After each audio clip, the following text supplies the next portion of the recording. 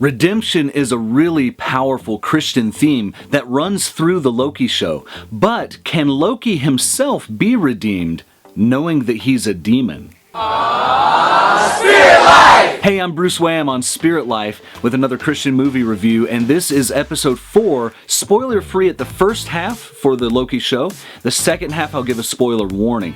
Go ahead and subscribe if you haven't already. I really appreciate everybody who's been joining the Spirit Life family, and I want to say thank you to everyone who respectfully commented on the last episode review. I knew that there would be some disagreement, but you guys, for the most part, did that respectfully, and I felt like there was a lot of constructive conversation. That's so rare these days to disagree agreeably and to reach an understanding with different viewpoints. So I find that so valuable. And go ahead and leave your comment in the section below this video on what you think is the major theme of the show so far.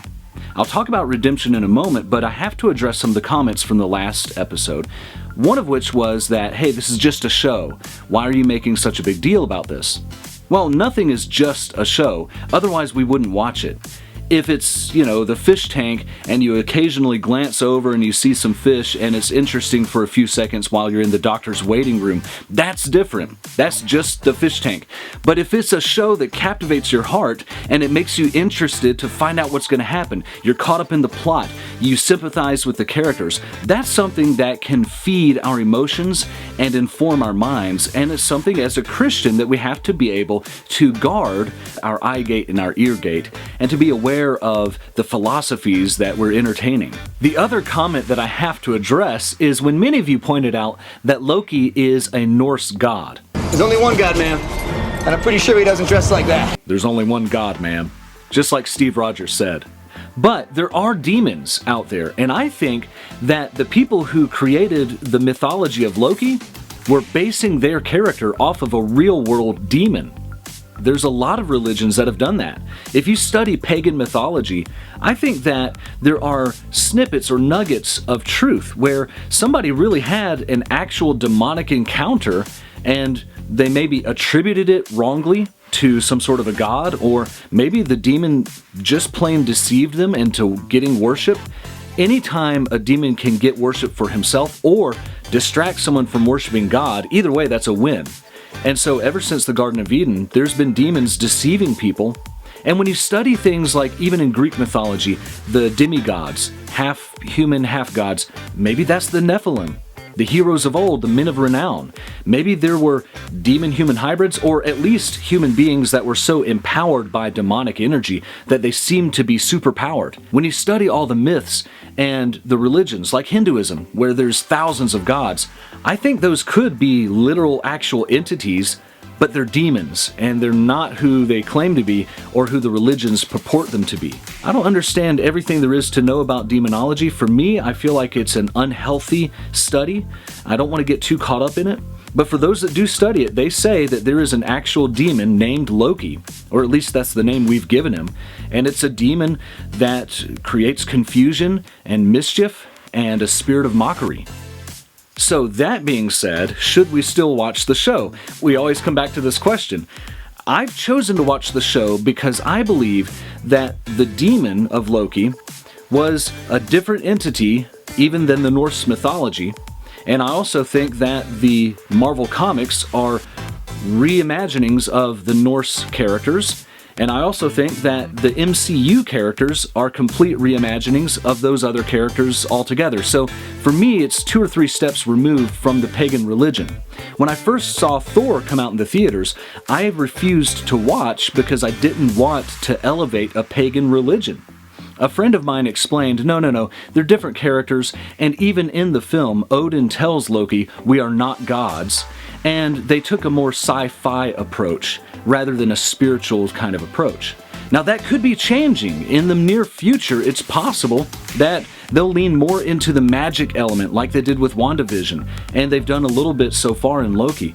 So if you feel convicted not to watch the show, by all means, please follow your conviction. I'm very bold when I feel that it's clear that the Bible says X, Y, or Z. I'll be very clear when I have a strong opinion like that, but this time, I'm not so sure. For better or worse, I've chosen to watch the show, and I feel like I'm aware of what demonic influencers may be there, and I've chosen to be wary of that and to not allow something demonic to influence my thinking and my heart. I'm not allowing myself to get caught up in the characters and to be too sympathetic with them. I know that some people aren't able to do that, though. And that doesn't mean I'm better than anybody. It's just I'm kind of an objective observer when it comes to media. I can turn off a movie in the middle of it, and I never have to finish it and find out what happens. Other people, if you get really caught up into it, maybe you're a much more imaginative person than I am. Maybe you're a much more empathetic person than I am, and you really get caught up in the stories. Maybe if the story is coming from a demonic perspective or a perspective that's written by people that at least really aren't Christian or sometimes are even anti-biblical, maybe you shouldn't watch. That's fine if you feel convicted, and I respect that to the highest degree. Now, for me watching the show, I would appreciate the respect not to condemn me as if I'm demonic because I watch it, or, I don't automatically think that someone's going to get possessed by watching the show. So I think that this could be one of those elements that's like Romans 14, where people had different convictions whether or not they should eat the food sacrificed to idols. If you want to hear more about that, I've got a video coming up in the future that's going to tackle that topic a lot more. But now it's time for some spoilers. Previously, Mobius had considered Loki to be merely playing a role within the sacred timeline where he should fail and cause other people to rise up and be the best versions of themselves. Mobius took a very much predetermined, predestiny outlook. But in this episode, he has a change of heart. And he tells Loki that you can be anything you want to be, even a good guy. And so here we find an opportunity for redemption, whereas before, Mobius said, I can't offer you redemption. Maybe I can offer you something better. What's better than redemption of the Lord? Maybe it was just a figure of speech, but here we see that he is offering him a chance to do the right thing. And I think Loki wants to do the right thing, not just the selfish thing, not just the most expedient thing for his own self. Now the problem is when he's trying to express love, he's doing so with an alternate version of himself. Sylvie is himself, just in an alternate timeline, and she does happen to be female, so I guess that helps, but the fact remains he's falling in love with his own self. Is that narcissistic?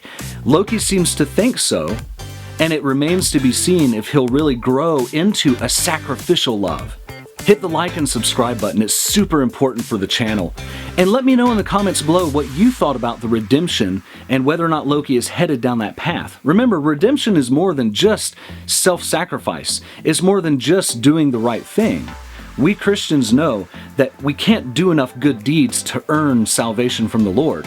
We have to rely on Jesus' sacrifice and all the good deeds he did because he lived a perfect life. And by believing in him, we can be redeemed. Of course, the show's not going to go that route, but is there going to be an accurate analogy of what it means to be saved or what it means to be redeemed? I think at least the show did one thing properly. Let me know in the comments if you agree. When you see people like Paul the Apostle, he began as Saul the persecutor. He authorized and even helped to kill and persecute Christians. But then later God redeemed him. He changed his life and showed that it's never too late to change your path. The Loki show, this episode anyway, has shown that it's never too late to turn around and do the right thing.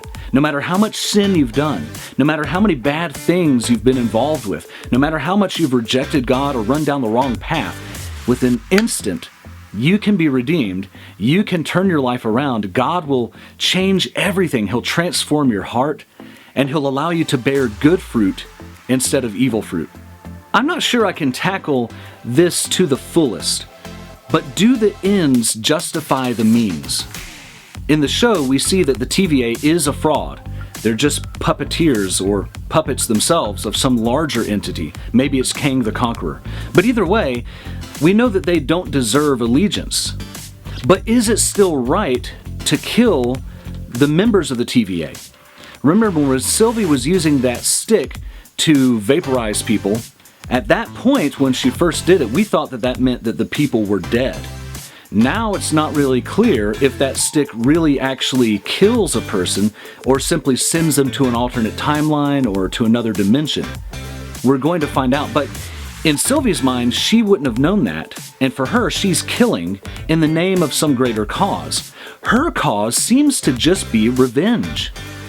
And maybe the TVA deserves to be revenged against, but she could have operated with a different method. She could have, for example, given the enchantment to unleash people's memories, and one at a time, maybe she would sneak in and do something a little sneaky, but she would have released people's memories and one at a time gotten more and more people on her side and joining her cause. And she wouldn't have to kill anybody. And she wouldn't have to try to overthrow the TVA by doing this big epic time bomb event. By the way, we never find out exactly what happened with all the time bombs. Did enough agents get sent to all of the different branches and clip them in time? I suppose so, but that happened off screen. Another thing that happens off screen is we don't really know what happened to Hunter B-15. She got knocked out, but is she dead? Maybe she's still lying on the floor. There's a lot of questions that remain, but do the ends justify the means? As a Christian, we'd have to say no. Because if, for example, someone truly understands that abortion is wrong, it is. Biblically speaking, God hates abortion. We know that it's wrong. But if they think that the ends justify the means, they may blow up a clinic. And they could harm other people in the process, which is totally hypocritical. The ends don't justify the means. There's been a lot of times where people have led people to the Lord, but they've used shady tactics. Maybe they even lied on the front end to try to propel someone towards the Lord. Now, ultimately, maybe the result could be good, but we're really not sure what type of damage we did spiritually on the front end if we do those kind of things. So, the show seems to indicate that it believes the ends do justify the means, and any deaths that happen along the way are irrelevant, unless none of those people killed are really killed. The people in the guard room seem to be stabbed and not just hit with a vaporization stick, so maybe they're actually dead. The mechanical robots weren't really killed because they weren't alive to begin with. It remains to be seen how this show plays out. But again, I'm interested in your comments. Hit the like and subscribe button, please. It really helps the channel. Go ahead and subscribe and leave your comment below. I'm interested to hear if you thought that the Norse mythology played a factor at all with your interpretation of this show. And if not, maybe you saw a deeper theme, maybe even greater than the theme of redemption. Let me know what you're thinking in the comments below. This is Bruce on Spirit Life.